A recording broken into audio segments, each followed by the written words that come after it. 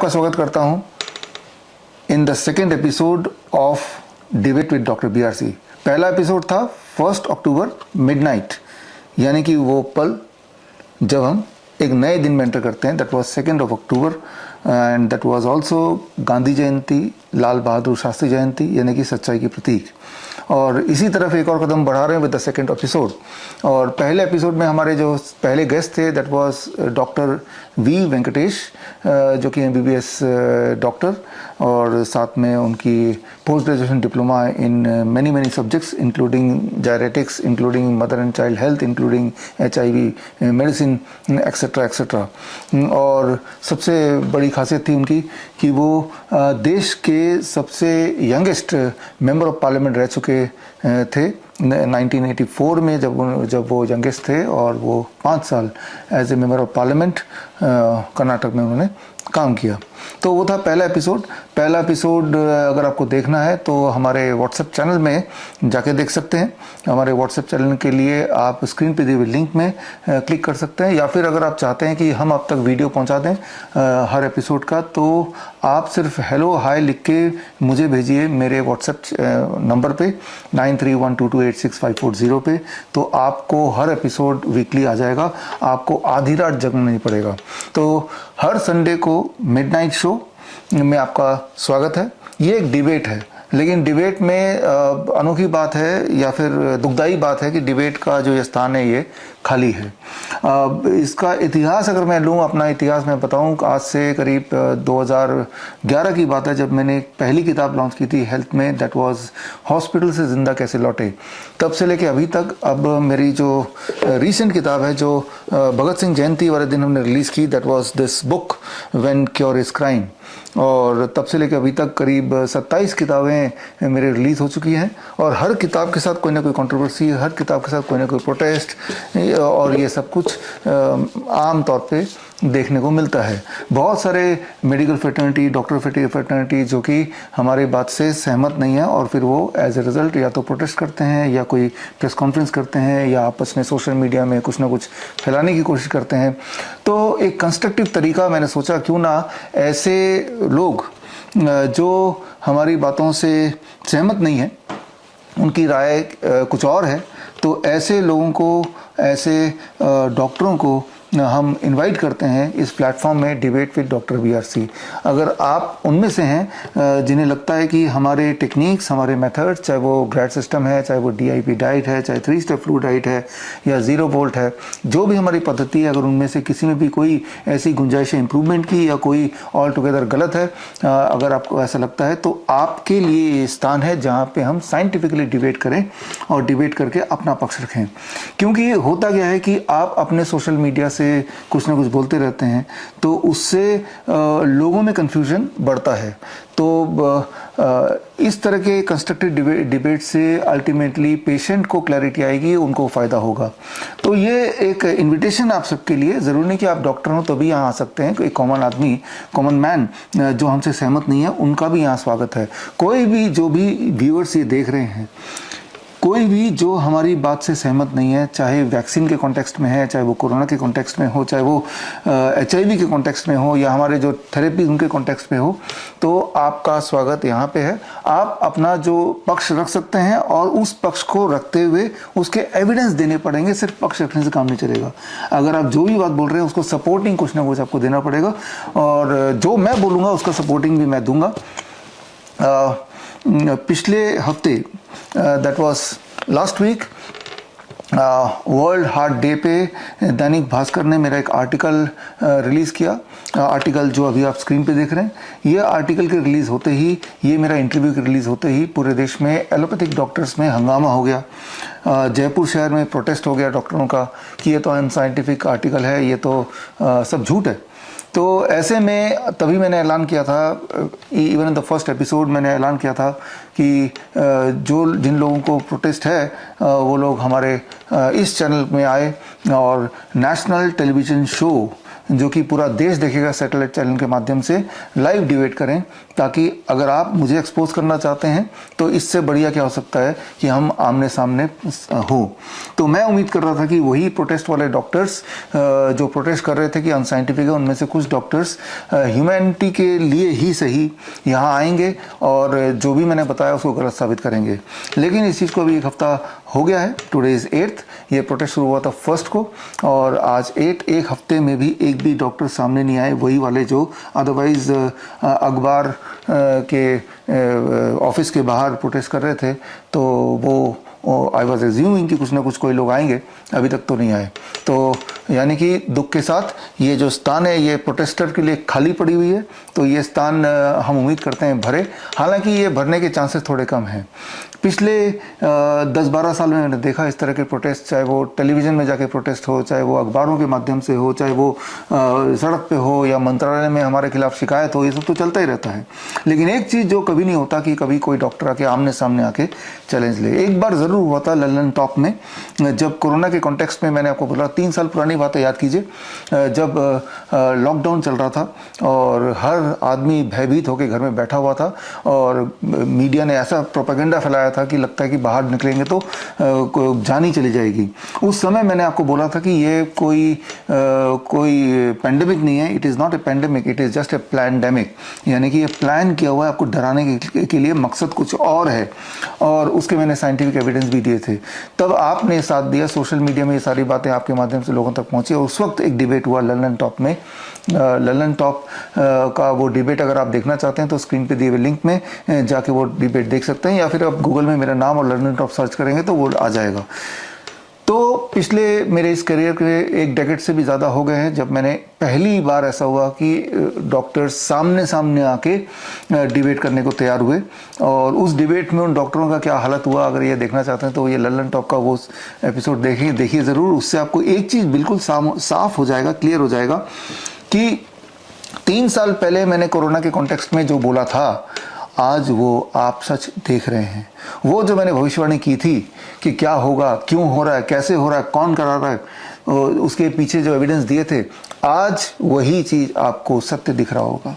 तो मैं आपको ये रिक्वेस्ट करता हूँ कि आप ज़रूर वो ललन टॉप का वो एपिसोड देखें, आपकी आंखें खोलने के लिए। क्योंकि जो एक नाटक तब शुरू किया गया था, उस नाटक का अगला भाग अब शुरू हो रहा है डिजीज़ एक्स के नाम से।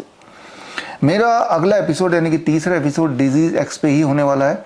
तो अभी मैं ऐलान करता हूं कि आप में से कोई भी डॉक्टर्स या कोई साइंटिस्ट या वायरोलॉजिस्ट जिसको लगता है कि ये डिजीज एक्स एक सच्चाई है, ये कोई नया ड्रामा नहीं है, तो आए इस मंच पे और साबित करे कि सच्चाई है। मैं साबित करूंगा कि डिजीज एक्स एक और नया पैंतरा है, आपको लूटने का एक नया तरीका है। तो लेकिन ये तरीके को हम सफल नहीं होने देंगे और इसीलिए ये प्लेटफॉर्म आपके सामने है कि बहुत लोग ऐसे हैं जो आपको गुमराह करेंगे, बहुत लोग ऐसे हैं जो आपको बोलेंगे कि जो मैंने बताया वो ठीक नहीं है, लेकिन वो आपको ना बोल के वो इस चैनल में है, ये नेशनल मीडिया है, ये हर तक पहुंचेगा। ये जो डिबेट है ये हर संडे को मिडनाइट में किसी न किसी हॉट टॉपिक पे होगा और ऐसे लोग जो हमारी बातों से यानी कि मेरी बातों से सहमत नहीं है, उन सबका स्वागत है यहाँ पे। वो लोग अगर इस डिबेट में पार्टिसिपेट करना चाहते हैं तो स्क्रीन पे दिए हुए लिंक में bishrup.com/debate में जाके अपना नाम भर दे और किस टॉपिक पे मुझसे बहस करना चाहते हैं वो भर दे। अपने साइंटिफिक एविडेंस भी डाल दे उसमें, क्योंकि मैं भी जो अभी बताने वाला हूँ साइंटिफिक एविडेंस दे के ही बताने वाला हूँ, ताकि हम भी अपनी तैयारी पूरी करें और आप भी अपनी तैयारी पूरी रखें और एक कंस्ट्रक्टिव डिबेट हो ताकि जीत सच्चाई की हो। इंपॉर्टेंट ये है कि सच की जीत होनी चाहिए, पेशेंट को फायदा होना चाहिए, यही क्लियर मकसद है। और इस मकसद को आगे बढ़ाते हुए आज का एपिसोड हम शुरू करेंगे। हालांकि इस एपिसोड में यहाँ पे ये खाली कोई भी नहीं है, जबकि ये एक नेशनल टेलीविज़न शो है, ये पूरा देश में ये जा रहा है, नंबर 1। नंबर 2, अगले दिन हमारे जो सोशल मीडिया चैनल्स हैं सब में ये वीडियो ब्रॉडकास्ट होगा और उसके अलावा हमारी जो बाई वीकली मैगजीन आती है विश्वास, उसमें भी ये पूरा रिटन फॉर्म में होगा। तो यानी कि ये शो की जो पेनिट्रेशन है वो दूर दूर तक होने वाली है या हो रही है, तो इसीलिए ये बड़ा महत्वपूर्ण है। तो आप में से ऐसे डॉक्टर्स या ऐसे शुभचिंतक जो ह्यूमैनिटी के लिए सोचते हैं और जो सच का साथ देना चाहते हैं, लेकिन जो हमसे हमारे बातों से सहमत नहीं है, उन्हीं के लिए ये प्लेटफॉर्म है, उन्हीं के लिए ये जगह हमने बनाई है, डिबेट विद डॉक्टर BRC। तो खैर अब बारी है इस बार के डिबेट के लिए। ये डिबेट अभी तो टेलीविज़न पे है, आज से पहले ये डिबेट 2 महीने में एक बार हम करते थे, वो भी लाइव। 23 जुलाई यानी कि चंद्रशेखर आज़ाद जयंती वाले दिन हमने ऐसा ही एक आयोजन किया था LTG ऑडिटोरियम में। उससे पहले हमने देश में अखबारों के थ्रू फुल पेज ऐड के थ्रू हमने बता दिया था कि जिनको भी हमसे सहमत नहीं है, जो सोचते हैं कि क्रॉनिक किडनी डिजीज़ ठीक नहीं हो सकती, जिन्हें लगता है कि एक बार इंसान डायलिसिस में चला गया तो डायलिसिस से पीछे छूट नहीं सकता, ऐसे लोगों को हम इनवाइट करते हैं, ऐसे डॉक्टरों को इनवाइट करते हैं और आए और हमारे पेशेंट्स जो 1 साल, 1.5 साल, 2 साल से डायलिसिस मुक्त हैं, ग्रैड सिस्टम के चलते, ग्रैड सिस्टम को अपनाने के बाद वो स्टेज पे होंगे, अपने सारे रिपोर्ट लेके आप आइए, उनके रिपोर्ट का जांच कीजिए और खुद ही डिसाइड कीजिए कि क्या क्रॉनिक किडनी डिजीज से इंसान फ्री हो सकता है। उस दिन 23 जुलाई को हमने एक एविडेंस बेस्ड किताब fish tank model for heart care भी रिलीज़ की थी। ये किताब आप पढ़ सकते हैं, इसमें सारे एविडेंस ही एविडेंस दिए हुए हैं। लेकिन अनफॉर्चुनेटली उस दिन पूरे देश के हमारे पेशेंट्स तो आए अलग अलग प्रांतों से, और chronic kidney disease patient, thalassemia patient, diabetes type 1 patients, वो सारे डिजीज़ के पेशेंट जिन्हें बोला जाता है कि ये लाइलाज है। और लेकिन एक भी प्रोटेस्टर, वो सारे डॉक्टर्स जो हमारे खिलाफ बोलते हैं, उनमें से कोई नज़र नहीं आया दूर दूर तक। और जैसे ही उस दिन का प्रोग्राम हुआ, दोबारा से वो सारे लोग दोबारा यूट्यूब पे छा गए अपने अपने सोशल मीडिया हैंडल पे, और वो बोलने लगे कि भाई दोबारा से प्रोपेगेंडा करने लगे, ग्रैड सिस्टम काम नहीं करता, हॉट वाटर इमर्शन काम नहीं करता, किडनी डिजीज ठीक नहीं हो सकती, डॉक्टर BRC तो झूठ बोलते हैं। तो खैर एक बार फिर से हमने आयोजन किया 29 सितंबर, अभी पिछले हफ्ते भगत सिंह जयंती में, कि एक बार फिर से LTG ऑडिटोरियम में दोबारा से हमने पेशेंट को बुलाया, दोबारा से उन सारे प्रोटेस्टिंग डॉक्टर्स को हमने आवेदन किया, हमने इन्विटेशन भेजा कि आइए और हमारे पेशेंट से मिलिए और साक्षात मिलकर आप खुद ही अपना तसल्ली कर लीजिए कि हमारे पेशेंट्स क्रॉनिक किडनी डिजीज ठीक हो सकता है कि नहीं। ये एक इंपॉर्टेंट बात मैं आपको बता दूं कि मेडिकल के इतिहास में पहली बार ऐसा हो रहा है कि क्रॉनिक किडनी डिजीज के पेशेंट पूरी तरह से ठीक हो रहे हैं, सिम्टोमेटिकली ठीक हो रहे हैं, इवन मेडिकल रिपोर्ट वाइज ठीक हो रहे हैं, और उनकी डायलिसिस से पीछे छूट रहा है, दवाइयों से पीछे छूट रहा है, वो नॉर्मल लाइफ जी रहे हैं। और उस दिन भगत सिंह जयंती में मैंने ये किताब भी रिलीज की थी, व्हेन क्योर इज क्राइम। तो खैर आज के टॉपिक पे पढ़ते हैं। आज के टॉपिक पे जो आर्टिकल मैंने लिखा था, जो मेरा इंटरव्यू छपा था, वो इंटरव्यू का एक फोटोकॉपी तो मेरे पास है और स्क्रीन पे आप देख ही रहे हैं। उसमें पहला जो इल्ज़ाम मेरे ऊपर कि अदरक से एंजाइना ठीक नहीं हो सकता, तो अदरक से एंजाइना ठीक हो सकता है, उसके एविडेंस आपके आंखों के सामने है। बहुत ही सिंपल है कि अगर किसी को चेस्ट में पेन हो रहा हो तो इतना बड़ा अदरक का टुकड़ा रखिए और उसको चबाते जाइए जब तक कि आंसू ना निकलने लगे, और जैसे जैसे आंसू निकलते रहेंगे आपको एहसास होगा कि आपका एंजाइना कम होता जाएगा। तो ये जो मैंने बताया उसका एविडेंस आपको स्क्रीन के सामने दिखा रहा हूँ, और ये अक्सर हम अपने हिम्स हॉस्पिटल में करते ही हैं, और अदरक हमारे इमरजेंसी डिपार्टमेंट में होता ही है। और आज से पहले भी बहुत लोगों को लाभ मिला, और आपको अगर दिखा दूँ, ये लोकमत नागपुर की खबर है, जहाँ पे ऐसे ही और पब्लिक में एक पेशेंट को ब्रेन स्ट्रोक आ गया, वो पैरालाइज्ड हो गया, उसी वक्त उसके मुंह में अदरक दिया और कुछ देर में वो खड़ा होकर पूरी तरह ठीक हो गया। सचिन नाम है जिसकी मैं बात कर रहा हूँ, वहाँ का एक वेल नोन पर्सन है। पूरी मीडिया उस वक्त सामने थी, पूरी भीड़ सामने थी, भीड़ ने पूरा देखा, अगले दिन अखबार में आया। तो ये एविडेंस इस तरह के बहुत हैं। तो ये जो पहली बात मैंने बताया, जो हेडलाइन है अखबार का, ये एंजाइना शुरू होने से आंसू आने तक अदरक चबाएं, तो ये साइंटिफिक है और ये हम अपने हॉस्पिटल में प्रैक्टिस करते हैं। हमारे नाइस एंड वाइस एक्सपर्ट पूरे देश में वो प्रैक्टिस करते हैं, और ये एक ऐसी दवाई है अदरक जो कहीं भी मिलती है, जिसके लिए किसी खास जगह जाने की आवश्यकता नहीं है। आगे जो एक इल्ज़ाम है कि भाई एंजाइना को फर्दर हॉल्ट करने के लिए जो हम बोलते हैं ये काम नहीं आता, ये एविडेंस बेस्ड नहीं है। अब देखिए फोटो आप कि जैसे किसी का एंजाइना है, जब तक वो अदरक चबा रहा है तब तक एक बकेट में, बाल्टी में पानी डाल के, गर्म पानी 42 डिग्री से लेके 45 डिग्री सेल्सियस के बीच में, और उसमें दोनों पैर उसके डुबो दिए जाए, उसका ब्लड वेसल डायलेट होता है और ऐसे में उसकी जो एंजाइना वो कम होने लगती है। ये भी साइंटिफिकली वैलिडेटेड है और इसको भी अगर आप देखेंगे तो इसके भी रेफरेंसेस मैंने दिया, आप स्क्रीन पे देख रहे हैं। तो अगला जो है आर्टिकल में आगे चलते हैं, जहां मैंने आपको बताया कि बहुत सारी बीमारियां सिर्फ टाइम बदलते ही ठीक हो जाएगा। मतलब ये कि अगर आप 8 AM to 6 PM के ब्रैकेट में खाते हैं, क्या खाते हैं, कितना खाते हैं, वो आप पे निर्भर है। मैं सिर्फ इतना बोल रहा हूँ, you have to eat with the bracket of 8 AM to 6 PM। ना तो 8 बजे से पहले कुछ खाना है, ना 6 बजे के बाद कुछ खाना है। ये एक नियम अगर आपने जीवन में डाल लिया तो आपका ब्लड शुगर, आपका ब्लड प्रेशर तीसरे, चौथे, 7वें दिन तक कम होने लगेगा, आपका मोटापा 15 दिन में कम होने लगेगा, आपके बॉडी में जॉइंट पेन वगैरह 15 से 21 दिन में कम होने लगेगा। तो ये सारी बातें जो मैंने यहाँ पे लिखी हैं, इसे कहते हैं correcting the circadian rhythm, time as medicine. इसके रेफरेंस आप स्क्रीन पे देख ही रहे हैं। इसके रेफरेंस, खूब सारे रेफरेंसेस हैं जो स्क्रीन पे आप एक एक करके देख रहे हैं।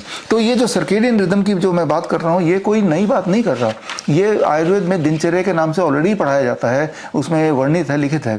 और सर्केडियन रिदम पे तो 2017 में नोबेल प्राइज विनिंग साइंस भी है, और सर्केडियन रिदम के जो रेफरेंसेस हैं वो आपके सामने स्क्रीन पे आपको दिख भी रहे हैं। तो यानी कि जो भी बातें मैंने बताई हैं उनकी वैलिडिटी के लिए ये रेफरेंसेस आपको दे रहा हूँ। और सबसे इंपॉर्टेंट बात ये कि इन सबको छोड़िए, आप 3 से 7 दिन के लिए जो मैंने अभी बताया, ईट with the bracket of 8 AM to 6 PM, यानी ना तो 8 बजे से पहले कुछ खाएंगे, ना शाम के 6 बजे के बाद कुछ खाएंगे। Dinner you have to finish by 6 PM। पानी कितना भी कभी पी सकते हैं, सिर्फ इतना ही कर लेंगे तो आप देखेंगे कि किस प्रकार से वो आपकी एनर्जी लेवल बढ़ा देता है, किस प्रकार से वो आपका पेन को घटा देता है, किस प्रकार से आपके एक्सेस फैट को कम कर देता है। तो टाइम एज मेडिसिन, सो ये हम प्रैक्टिस करते हैं अपने हिम्स हॉस्पिटल में। अपने सारे पेशेंट्स को, हमारे हॉस्पिटल में जाएंगे तो 6:30 बजे के बाद आपको खाना नहीं मिलेगा, उससे पहले डिनर हम सर्व कर चुके होते हैं। तो जो मैंने आपको बताया वो रेफरेंस सामने है। आगे इसी आर्टिकल में, ये आर्टिकल अगर पढ़ना है तो आप स्क्रीन पे दिए हुए लिंक में जाके पढ़ सकते हैं। इस आर्टिकल में आगे हमने बताया कि एंजियोग्राफ कभी मत कराना। एंजियोग्राफी जो है या एंजियोप्लास्टी बहुत खतरनाक है। करीब 6% लोग तो एंजियोप्लास्टी कराते हुए उनकी डेथ हो जाती है। तो एंजियोप्लास्टी, एंजियोग्राफी आपके भले के लिए नहीं है, वो आपको नुकसान पहुंचाती है, वो आपको मृत्यु के पास ले जाती है। और मृत्यु अधिकतर लोगों का 3 साल के अंदर होने लगता है, 13% लोगों का। और जो रेफरेंस मैं आपको दे रहा हूँ वो स्क्रीन पे आपको दिख रहा है। ये सिर्फ मेरे इमेजिनरी बातें नहीं है, इसके रेफरेंसेस हैं ऑलरेडी मेडिकल टेक्स्ट बुक में। और आगे देखिए 3 इंपॉर्टेंट ट्रायल का मैं बात करूंगा। कोरेज ट्रायल है, स्टिच ट्रायल है, इस्कीमिया ट्रायल है। ये देश दुनिया के बड़े बड़े ट्रायल हैं जो एंजियोग्राफी के ऊपर किया है। ये ट्रायल अगर आप पढ़ेंगे तो आपको समझ आ जाएगा कि एंजियोग्राफ आपके लिए नुकसानदेह है, और एंजियोग्राफ ना केवल नुकसानदेह है, उससे बताया हुआ जो रिजल्ट है वो भी रिलायबल नहीं है। तो इसी तरह के आगे और एक और रेफरेंस मैं देता हूं, जिससे ये साबित होता है कि ये जो एंजियोग्राफी है ये इंसानियत के लिए नहीं है, ये सिर्फ पैसे कमाने का तरीका है। और उसके रेफरेंसेस आपके आंखों के सामने हैं जो आप देख रहे हैं। और इसी तरह के रेफरेंस पे रेफरेंस है और रेफरेंस पे रेफरेंस है। तो चाहे वो एंजियोप्लास्टी हो, चाहे वो एंजियोग्राफी हो, चाहे वो बाईपास सर्जरी हो, ये सर्जरी, ये एंजियोप्लास्टी, एंजियोग्राफी, इससे इंसान को सिर्फ नुकसान होता है। इसके और डिटेल में जाना है तो ये जो किताब में है, इस किताब में सारे रेफरेंस मैंने एक्सप्लेन किए हैं, बड़े अच्छी तरह से दिए हुए हैं। Fish tank model for heart care.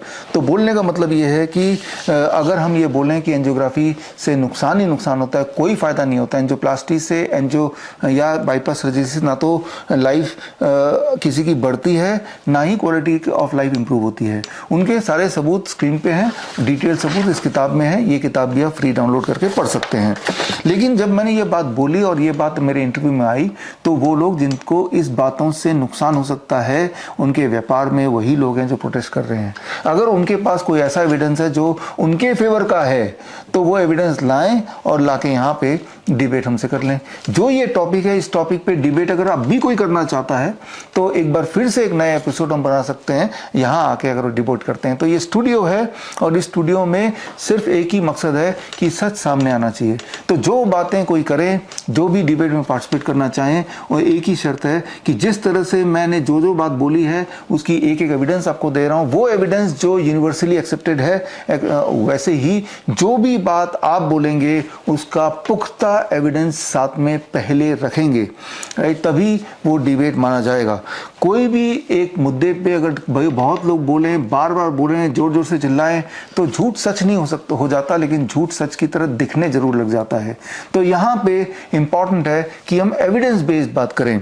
तो यहाँ पे आगे अगर हम इसी आर्टिकल में चलते हैं, मेरे इंटरव्यू में चलते हैं, तो आगे मैंने बोला है कि DIP डाइट का मैंने हवाला दिया। DIP डाइट मैंने ये इसको क्रिएट किया था, मैथमेटिकल मॉडल ऑफ न्यूट्रिशन। आज से करीब 10 साल पहले मैंने इसका इजाद किया था। और DIP डाइट पे 3 देशों में क्लिनिकल ट्रायल हुए हैं। भारत में आयुष मंत्रालय ने किया, नेपाल में नेशनल हेल्थ मिनिस्ट्री ने किया, मलेशिया में लिंकन यूनिवर्सिटी ने किया। और इस पे क्लिनिकल ट्रायल किडनी पेशेंट पे, डायबिटीज़ पेशेंट पे, ब्लड प्रेशर पेशेंट पे, मोटे लोगों पे, हड्डियों की बीमारी के लोगों पे हो चुका है। और वो सारे ट्रायल का नतीजा ये है कि DIP डाइट इन सारे बीमारी में बड़े ही इफेक्टिवली काम करता है। DIP डाइट का रेफरेंस मैंने आर्टिकल में दिया, आर्टिकल में पढ़ सकते हैं DIP डाइट क्या है, कैसे कर सकते हैं और घर बैठे कैसे ठीक हो सकते हैं। और जो बातें मैंने भी बताई पिछले 2 मिनट में, उसके रेफरेंस मैं स्क्रीन पे दे रहा हूँ। आप देखिए, ये DIP डाइट का क्लिनिकल ट्रायल जो मिनिस्ट्री ऑफ आयुष में हुआ है, या DIP डाइट का क्लिनिकल ट्रायल जो ऑब्जर्वेशन ट्रायल मलेशिया में हुआ है या नेपाल में हुआ है, ये वो सारे रेफरेंसेस हैं जो आप इसमें देख रहे हैं। अब इसी मेरे इंटरव्यू में मैंने आगे बताया, जब एक सवाल रिपोर्टर ने मुझसे पूछा कि इतने सारे लोग जो मर रहे हैं, अचानक हार्ट अटैक हो रहा है, खेलते खालते, हंसते बोलते, गाते हुए और डांस करते हुए, जिम जाते हुए, गाड़ी चलाते हुए अचानक हार्ट अटैक आ रहा है, जो हमने ज़िंदगी में पहले कभी नहीं देखा, इसका कारण क्या है? वर्ल्ड हार्ट डे था, तो ये सवाल तो नॉर्मल था ही। तो इसका कारण मैंने बताया, बहुत ही क्लियर कट कारण है, that is vaccine, Covid vaccine. Covid vaccine के आने से पहले 2020 में मैंने बता दिया था कि कोविड वैक्सीन आएगा तो कभी मत लगाइए, उसका मकसद आपको बचाना नहीं है, उसका मकसद आपको मारना है। उस वक्त जो मैंने भविष्यवाणी की थी, आज वो आपके आंखों के सामने सच है। और ये सिर्फ भविष्यवाणी की बात नहीं है, उस वक्त भी मैंने सबूत दिए थे इस बात के, और आज भी मैं सबूत दे रहा हूँ इस बात के। सबूत आपके स्क्रीन के सामने है। ये अब पूरे दुनिया में एक्सेप्ट हो चुका है कि जो कोविड वैक्सीन है उसी की वजह से ये सारे डेथ हो रहे हैं। और यही नहीं, पूरे दुनिया में ना केवल एक्सेप्टेबल हो गया कि कोविड वैक्सीन से अचानक मौत हो रही है, कई सारे देशों में ऐसे विक्टिम के परिवार वालों को कंपनसेशन भी देना चालू कर दिया है। कई देशों में कंपनसेशन देने का मतलब ही है कि ऑलरेडी एक्सेप्टेड है कि Covid vaccine causing these deaths, right? तो और ये it is causing these death, इसके लिए पूरे दुनिया में अलग अलग रिसर्च पेपर हैं जो आपके स्क्रीन पे सामने हैं, और जो बार बार चीख चीख के ये बता रही है कि ये जो कार्डियक अरेस्ट हो रहा है या हार्ट अटैक हो रहा है, सडन डेथ हो रहा है, उसका सिर्फ और सिर्फ एक कारण है, वो है कोविड-19 वैक्सीन। आप में से वो लोग या वो डॉक्टर्स, वो रिसर्चर्स जो ये मानते हैं कि नहीं कोविड वैक्सीन का कारण नहीं है, तो आपके पास अपने फेवर पे का कोई अगर रेफरेंस हो तो आप मुझे दीजिए। जबकि जो बातें मैंने आपको बताई कोविड वैक्सीन के कॉन्टेक्स्ट में, अगर उसके डिटेल में आप जानना चाहते हैं और अच्छा जानना चाहते हैं, तो ये जो किताब मैंने आपको बताया जो हमने 29 सितंबर को रिलीज़ किया था, भगत सिंह जयंती वाले दिन, इस किताब में मैंने सारे रेफरेंस डाल दिए हैं और वैक्सीन से जुड़े हुए। इनफैक्ट हमारी टीम ने लगभग 10,000 रैंडम लोगों पे सर्वे किया जिन लोगों ने कोविड वैक्सीन लगाए, और हमने पाया लगभग 10% लोगों ने लिखित में अपने फ़ोन नंबर, अपने ईमेल आईडी के साथ दिया कि कोविड वैक्सीन लगाने के इमीडिएट बाद उन्हें बहुत सारे साइड इफेक्ट हुए, वो चाहे जनरल कमजोरी हो या बाल झड़ जाना हो या हड्डियों की बीमारी हो या sudden kidney failure, erectile dysfunction हो, ये सारे साइड इफेक्ट्स लोगों ने अपने हाथों से लिख के दिया है। वो 10,000 जो फॉर्म्स हमने कलेक्ट किए हैं, वो 10,000 फॉर्म अभी जो LTG ऑडिटोरियम में 29 सितंबर को ये किताब का लॉन्च था, वो हमने पब्लिकली वो सारे हमने शो किया। यानी कि कोई भी एजेंसी, सरकारी एजेंसी अगर चाहे तो उनको वो फॉर्म दिया जा सकता है। वो फॉर्म में लोगों ने अपने हाथ से अपने नाम लिखे हैं, अपने फ़ोन नंबर लिखे हैं, अपने ईमेल आईडी डाला है। तो जबकि उनको जब ऑफ द रिकॉर्ड हम बात कर रहे थे तो 50% लोग बोल रहे थे हमें कोई ना कोई साइड इफेक्ट आया है, लेकिन जब बोल रहे थे अब लिखो तो 10% लोगों ने ही एक्सेप्ट किया, बाकी 40% लोग जो अदरवाइज बोल रहे हैं लेकिन लिखने को डर रहे हैं, शायद पता नहीं क्यों डर रहे हैं। तो खैर हमने सारे एविडेंस दिए। जो आर्टिकल छपा था, न्यूज़ रिपोर्ट छपी थी दैनिक भास्कर में, उसका खिलाफ जो प्रोटेस्ट हुआ था, प्रोटेस्ट करने वाले डॉक्टरों को हमने इनविटेशन दिया, लेकिन कोई अभी तक आया नहीं। अब भी ये एपिसोड देख के और हमारी सारी बात सुन के अगर किसी को लगता है कि हमारी किसी बातों में कोई त्रुटि है, कोई कमी है या कोई गुंजाइश है डिबेट करने की या सच्चाई से दूर है, तो फिर यही वाला एपिसोड एक बार फिर कर लेंगे दोबारा से। तो इस टॉपिक पे भी आई एम ओपन कि कोई अगर डिबेट करना चाहे तो आप स्क्रीन पे दिए हुए लिंक में जाके अपना डिटेल डाल सकते हैं। डिबेट करने में आपकी कहाँ आप हमसे सवाल पूछने वाले हैं वो पहले से बता दीजिएगा, ताकि उसके जवाब रेफरेंस के साथ मैं लेके तैयार रहूं, और मैं अगर आपसे कुछ पूछूंगा तो उसके वही मैं पहले बता दूंगा ताकि आप भी तैयार रहें, ताकि हेल्दी डिबेट हो। अल्टीमेटली एम तो सिर्फ एक ही है कि लोगों का भला होना चाहिए, पेशेंट का भला होना चाहिए। तो खैर मिलते हैं अगले हफ्ते same time, debate with doctor BRC every Sunday midnight, और अगले हफ्ते का टॉपिक अदरवाइज होने वाला है डिजीज X।